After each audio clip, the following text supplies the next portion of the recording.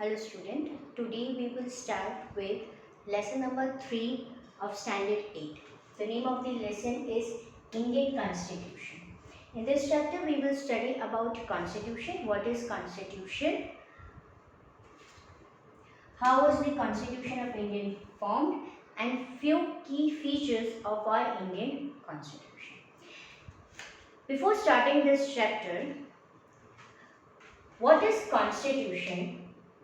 But before starting this, I would like to explain. Every country has a different political system. Like we in India, हम कौन से political system form करते हैं? Democratic type of government. जितनी भी countries होती है, हर एक country की एक written document होता है, यानी हर एक country के पास एक constitution होता है. ज़रूरी नहीं है कि जिसके भी पास constitution हो वो democratic country है. Monarchy rule जो कंट्री करता है उसकी भी खुद की कॉन्स्टिट्यूशन हो सकती है, डेमोक्रेटिक कंट्री के पास भी कॉन्स्टिट्यूशन होती है. अब क्यों हर एक कंट्री को कॉन्स्टिट्यूशन की जरूरत होती है? कॉन्स्टिट्यूशन से हमें पता चलता है कि उसकी फंडामेंटल रोल कौन सा है, नेचर कौन सा है वो कंट्री का. दूसरा, हमें कॉन्स्टिट्यूशन से पता चलता है उसकी पॉलिटिकल सिस्टम कैसे, डेमोक्रेटिक है, मोनार्क रूल है, कौन सी है. तीसरी, कॉन्स्टिट्यूशंस में जो भी रूल्स और रेगुलेशन दिए होते हैं जो वो पर्टिकुलर कंट्री को फॉलो करना है, उससे क्या सेफगार्ड मिलती है, यानी क्या गारंटी मिलती है. अब हम आएंगे व्हाट इज कॉन्स्टिट्यूशन. ये जो कॉन्स्टिट्यूशन है वो एक डॉक्यूमेंट होती है. मैंने आपको पहले भी बोला हर एक कंट्री की अलग अलग टाइप की कॉन्स्टिट्यूशन होती है. जैसे for Germany has an oral constitution.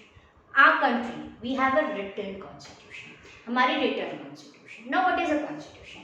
It is a set of rules and regulation which is written down and which is to be followed by our government, means our representative and we citizen.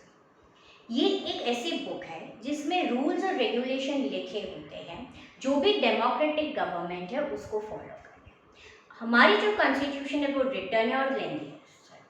हमारी constitution में India को ध्यान रखते हुए हमने वैसे set of rules और regulation लिखे.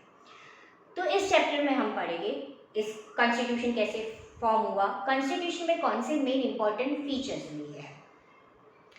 अब आपकी बुक में पेज नंबर 13 में आपको एक ब्लू कलर का एक बॉक्स दिया गया है बीच में, वो है preamble.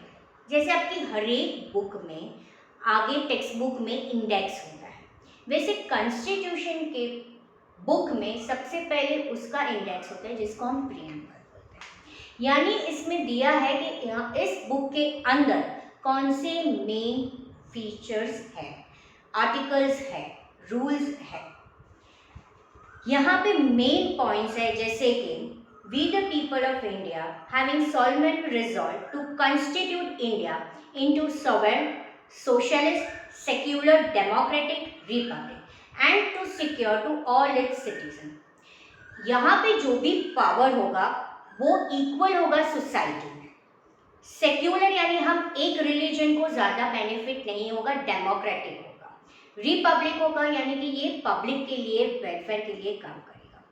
Justice, social, economic and politically. Justice दिया जाएगा, सोशली, इकोनॉमिकली और पॉलिटिकली जस्टिस दिया जाएगा. Liberty of thought, expression, belief, faith और वर्शिप दिया जाएगा. इक्वालिटी दिया जाएगा स्टेटस में भी और अपॉर्चुनिटी में. Fraternity यानी brotherhood से we have to stay with the dignity.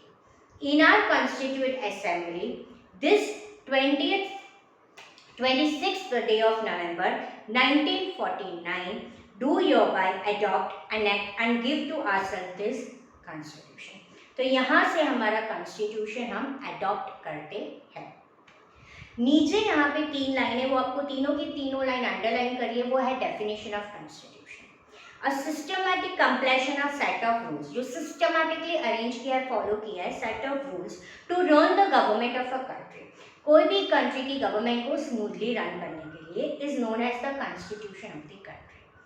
Constitution can be written और unwritten form. मैंने आपको जैसे बोला इंडिया का written form है, जर्मनी का oral form है. Our constitution start with the preamble. मैंने ऊपर preamble आपको समझाया और उसका मीनिंग समझाया. Now we will move on. How was this Constitution of India formed? Constitution Assembly setup करने में आई थी. Indian national political party, Indian national Congress जो थी, यहाँ पे जब ब्रिटिशर रूल कर रहे थे उसी वक्त उन्होंने कॉन्स्टिट्यूशन असेंबली की डिमांड की थी और सारे मेंबर्स ने मिलकर डिसाइड कर दिया था कि इंडिपेंडेंस के मिलने के बाद हम ऐसी कॉन्स्टिट्यूशन बनाएंगे जो इंडिया को इकोनॉमिक डेवलपमेंट के साथ साथ यहाँ पे जो भी कम्युनिटीज है सबको इक्वालिटी मिले। How was the constitution of India form? Page number 14। The Constitution of India is a statement for a national goals, aims. Democracy follow किया जाती है, सोशलिज्म, सेकुलरिज्म और नेशनल। कॉन्स्टिट्यूशन असेंबली एस्टैब्लिश की गई थी वर्किंग फ्रॉम 9 दिसंबर 1946। 9 दिसंबर 1946 को constitution assembly ने working शुरू कर दिया था। Constitution assembly was formed of prominent and distinguished scholars and leaders. ये काम एक पर्सन का नहीं था, more than 300 members were there, scholars and leaders, सबको मिल के कॉन्स्टिट्यूशन को ड्राफ्ट करना था। उनकी पॉलिटिकल विजन्स, फोरसाइट इस कॉन्स्टिट्यूशन में रखनी थी। Leaders like Jawaharlal Nehru, doctor Rajendra Prasad, Sardar Patel, Maulana Abul Kalam Azad, Shyama Prasad Mukherjee, सरदार बलदेव सिंह, ये सारे ने गाइडेंस दिया था कि हमारी फ्यूचर कॉन्स्टिट्यूशन कैसे होनी चाहिए। फ्रैंक एंथनी जो एंग्लो इंडियन कम्युनिटी के तरफ से थे, HP मोदी जो पारसी कम्युनिटी से थे, हर एक कम्युनिटी से एक एक मेंबर लिया गया था। क्यों? क्योंकि उनकी कम्युनिटी में भी क्या अपलिफ्टमेंट चाहिए उसकी आइडिया आ सके। The committee had various constitution scholars, अलादी Krishna Swami Iyer, doctor BR Ambedkar, KM Munshi. Dr. BR Ambedkar is known as father of our constitution. He was the president of drafting committee. उन्होंने काफ़ी अच्छा काम किया था, जो बैकवर्ड दलित थे उनकी अपलिफ्टमेंट के लिए उन्होंने काफ़ी वर्कआउट किया। There were female members like Sarojini Naidu, Vijaya Lakshmi Pandit, doctor Rajendra Prasad. Doctor Rajendra Prasad was elected as president of constitution assembly, वो प्रेसिडेंट थे। There was sub committees also, हर एक कॉन्स्टिट्यूशन में एक सब कमिटीज होते हैं। ड्राफ्टिंग कमिटी के हेड थे डॉक्टर BR अम्बेडकर।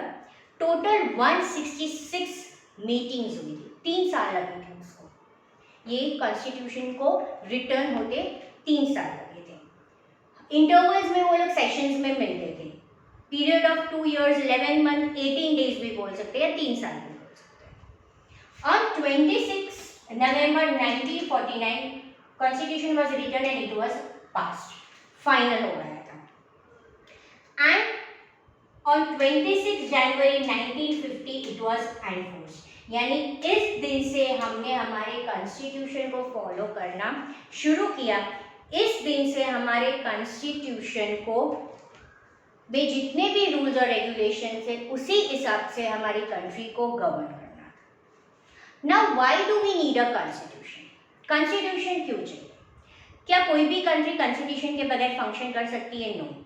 उसके काफ़ी ऑब्जेक्टिव्स होते हैं कॉन्स्टिट्यूशन के। ये एक ऐसा डॉक्यूमेंट है जो कंट्री की आइडियाज़ बताती है, पॉलिटिकल फीचर्स बताती है, कंट्री को कैसे एडमिनिस्ट्रेट करना चाहिए, कंट्री में कौन सी इकोनॉमिक सोशल रिफॉर्म्स लानी चाहिए, कंट्री में वो कौन सी कम्युनिटी है जिसको इनइक्वालिटी मिल रही है उसका भी ध्यान रखा जाता है। So it is very necessary. दूसरी एक मेन पॉइंट कॉन्स्टिट्यूशन गारंटी देता है कि इसमें जो भी लीडर्स है वो उसके पावर्स के मिसयूज नहीं करता। तो that is very necessary when any democratic country wants to run smoothly, it has a written document which is known as